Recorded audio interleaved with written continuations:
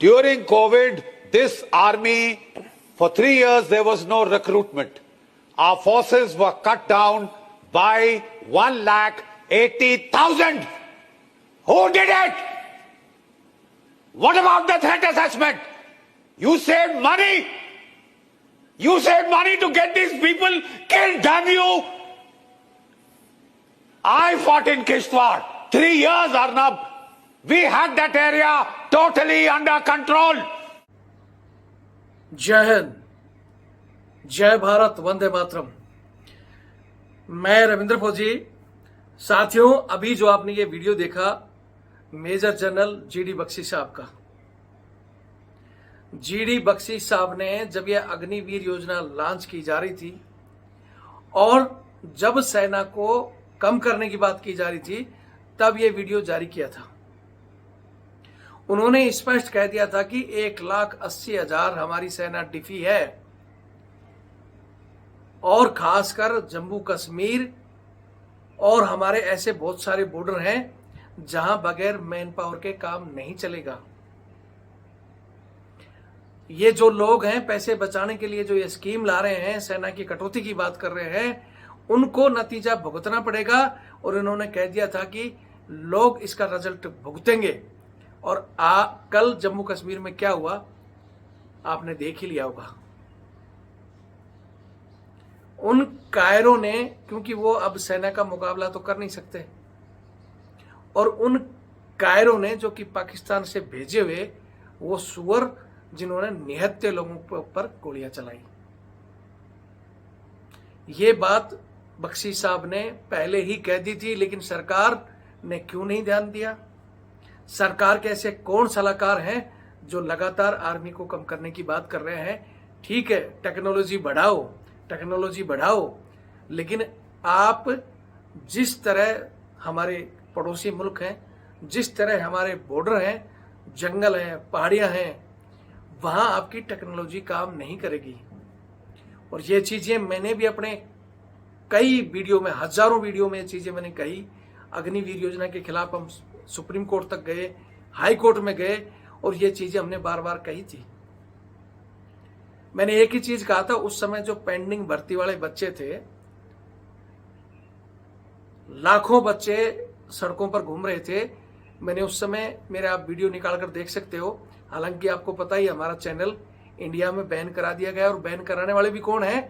वही सलाहकार जो सरकार को सलाह देते हैं, जो सरकार के हाँ में हाँ मिलाते हैं। कुछ घटिया जमीर, गिरे हुए जमीर के लोग जो एमपी एमएलए बनना चाहते हैं, जो देख रहे हैं कि गलत हो रहा है फिर भी मौन है, उन लोगों ने हमारा चैनल भी बंद करवाया।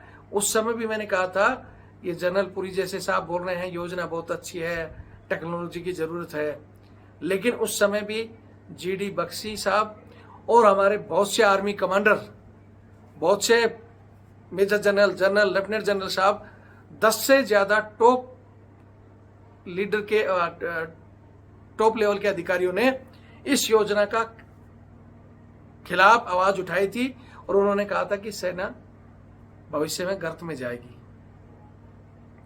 और मैंने एक ही चीज कहा था कि भैया, मुझे पता है भविष्य में जब युद्ध होगा या कोई भी स्थिति आएगी, अग्निवीर की पोल खुल जाएगी और खुलेगी, लेकिन उन बच्चों का भविष्य गर्त में डाल दिया। वो बच्चे आज तक भी लड़ रहे हैं, वो तो छोड़ो, लड़ते रहेंगे। लेकिन आज नतीजा किसको भुगतना पड़ा? उन्हीं लोगों को, उन्हीं आम पब्लिक पर उन कायरों ने हमला कर दिया। और यह सिलसिला रुकेगा नहीं।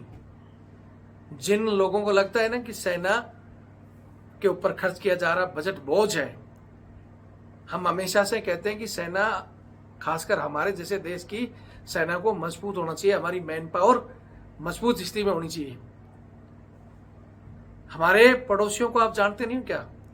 कितना गिरा हुआ मुल्क है हमारे पड़ोस में, जो तैयार बैठा है मौके की ताक में। हालांकि अभी न्यूज वगैरह में हम सुन रहे हैं कि हमारी सेना ने बदला ले लिया, 2 आतंकवादियों को मार गिराया। ये हो गया क्या बदला पूरा? वो 4 थे, चारों को भी मार दोगे तो बदला पूरा हो जाएगा क्या? तुम्हारे 26 से ज्यादा, 28 से ज्यादा लोग, हमारे आम नागरिक निहत्थे, उन कायरों ने मार दिए, और तुम 4 मारकर भी बल्ले बल्ले कर दोगे? अरे मोदी जी, आप तो कहते थे कि 1 के बदले 10 सर, यानी 26, 28 के बदले 280 होना चाहिए, 260 होना चाहिए। और फिर कह रहा हूं कि ये बदले की भावनाएं छोड़कर आर पार की लड़ाई की जरूरत है। ये घटिया मुल्क है, जब तक इसको तसल्ली से इसकी जड़ें समाप्त नहीं करोगे, इसको नक्शे से नहीं मिटाओगे, ये एक तरह का घूम फिर कर फिर बंदे बेचता रहेगा, फिर कहीं ना कहीं गद्दारी करता रहेगा। मैंने कल भी कहा था कि जिस तरह कैंसर की बीमारी का इलाज जब तक उसकी जड़ समाप्त नहीं करोगे वो बार बार होती रहेगी, और इस पाकिस्तान का भी इलाज एक ही है, कैंसर की तरह इसकी जड़ें खत्म करके इसको साफ करना। मैंने कल भी बहुत से लोगों को कहा था कि हमारी सरकार और सरकार में बैठे हमारे नेता पक्ष या विपक्ष के या तो राजनीति करेंगे और या सिर्फ वो कड़ी निंदा करेंगे, इसके अलावा कुछ नहीं करेंगे। करना चाहिए, हमारी सेना को फ्री हैंड देना चाहिए, सेना को आदेश देना चाहिए कि रणनीति बनाओ और घुसो लाहौर में, झंडे गाड़ो। पहले भी समय समय पर जब लाहौर तक झंडे गड़े थे तो कई सालों तक शांति रही, लेकिन अब हमारे राजनेता शांति के चक्कर में सेना को कम करने पर, अग्निवीर योजना लाने पर पता नहीं क्या क्या चीजें सोच रहे हैं, और उसका भुगतान सेना तो भुगत ही रही है। आए दिन कहीं ना कहीं किसी न किसी माँ का लाल शहीद हो रहा है, लेकिन अब निहत्थे देशवासियों पर भी गोलियां चलाई जा रही हैं, और ये सिलसिला यूं ही नहीं, जम्मू कश्मीर से आगे दिल्ली तक बढ़ जाएगा। और हमारे बहुत से अधिकारियों ने, मैंने अपने चैनल पर बार बार ये चीजें कही, लेकिन इनको तो कोई परवाह नहीं है। इनके पीछे तो एक नेता के पीछे 1000 आदमी सुरक्षा में लगे हुए हैं। उनके परिवार सुरक्षित है, नेता सुरक्षित है, लेकिन आम आदमी कहीं सुरक्षित नहीं है। वहां इतनी संख्या में लोग घूम रहे थे, वहां सिक्योरिटी एजेंसियां, हालांकि मैंने ये चीजें कही थी कि ये समय अखिलेश यादव जी ने और बहुत से लोगों ने ट्वीट किया, राजनीति की कि भाई 2000 आदमियों की सुरक्षा, फलाना, इस्तीफा दे देने चाहिए। तो ये चीजें तो बाद की बात है, क्या था और क्या नहीं। मैं भी कह रहा हूं कि उनकी सुरक्षा के लिए कहीं ना कहीं इंतजाम होने चाहिए थे, जबकि आपको अच्छी तरह पता है कि वो धोखेबाज है, वो कायर है, पता नहीं कब किस रूप में हमला करेंगे। लेकिन अब ये समय नहीं है कि गृह मंत्री इस्तीफा दे या फलाना इस्तीफा दे। अब हर एक पार्टी के नेता को मिलकर, पूरे देशवासियों को मिलकर एक ही चीज कहना चाहिए कि कठोर कार्रवाई करो। सर्जिकल स्ट्राइक, एयर स्ट्राइक, ये छोटी चीजें थी, अब एक बार बड़ा धमाका जरूरी है। इनकी रूह कांपे तो कई सालों तक फिर चाल सीधी रहेगी। अगर सहमत हो तो वीडियो को शेयर करो, और हमारी सरकार तक, हमारे मोदी जी तक, जो 56 इंच का सीना रखते हैं। मोदी जी आपका तो 56 इंच का ही सीना है, हमारे यहाँ तो 105 के सीने लेकर बैठे हैं सैनिक, 100 से भी ज्यादा सेंटीमीटर का सीना लेकर बैठे हैं। ठीक है, 74 से ऊपर तो वैसे ही भर्ती होता है, तो 56 से कहीं ज्यादा लेकर सैनिक बैठे हैं। आप तो सिर्फ आदेश दीजिए, फिर आप देखिए कि क्या होता है। देशवासियों को कहना चाहता हूं कि ये घटना कल आपके परिवार के साथ कहीं भी हो सकती है। बहुत से लोग कह रहे हैं कि जम्मू कश्मीर जाना छोड़ दो, बहुत से लोग कह रहे हैं कि पीओके लेने की बात करते हैं, लेकिन कश्मीर सुरक्षित नहीं है। कश्मीर जाना छोड़ दो तो क्या समस्या का हल हो जाएगा? आज आप कश्मीर छोड़ोगे, कल आपको फिर धीरे धीरे आगे पंजाब छोड़ना पड़ेगा, फिर हरियाणा छोड़ना पड़ेगा, बंगाल छोड़ना पड़ेगा। क्या छोड़ते ही रहोगे? क्या मुल्क ही छोड़कर चले जाओगे? और जाओगे तो कहाँ जाओगे? दुनिया में ये आतंकवाद आपका पीछा करेगा। ये भागने की नहीं, मुकाबला करने की सोचो। अगर आप हिंदुस्तानी हैं तो अपना धर्म, जाति, मजहब सब कुछ छोड़कर, अब जब देश के ऊपर समस्या आती है तो आपको हिंदुस्तानी बनकर लड़ना चाहिए।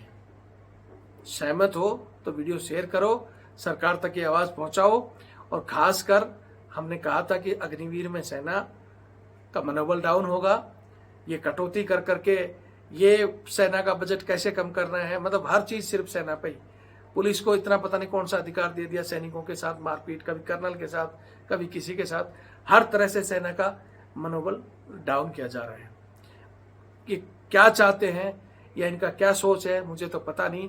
इसके पीछे जांच होगी तो ही पता चलेगा कि इनकी सोच क्या है, ये चाहते क्या है। लेकिन उस चाहत में ये जो हादसे हो रहे हैं ये रुकने चाहिए। और मैं फिर कहता हूं कि अगर इस तरह कोई दूसरे के घरों को जलाएगा तो उसका हाथ भी जलेगा और उसके घर भी जलेंगे। इन चीजों की जांच भी होनी चाहिए और सेना को फ्री हैंड छोड़ना चाहिए। सेनाध्यक्षों को, सीडीएस साहब को मीटिंग करके प्लान बनाना चाहिए सीधा आर पार की लड़ाई का। सहमत हो तो वीडियो शेयर करें। जय हिंद, जय भारत, वंदे मातरम।